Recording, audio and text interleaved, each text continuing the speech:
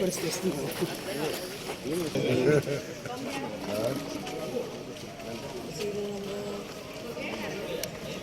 95 అయితే ఇచ్చారు. 97 అలా లాస్ట్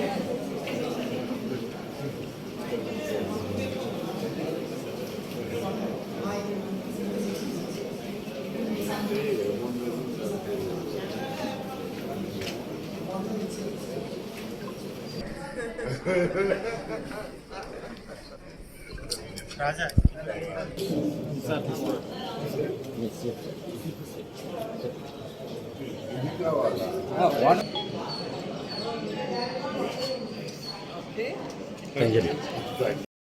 ಹೆಚ್ಚು మంది వచ్చి వారు ఓటు హక్కుని వినియోగించుకుంటున్నారు.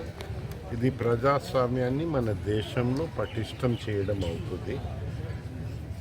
ఇదే ట్రెండ్ కంటిన్యూ అవుతే ఫ్రీ ఫేర్ ఎలక్షన్స్ నడిస్తే మన ప్రజాస్వామ్యం స్ట్రెంగ్తన్ అవుతుంది.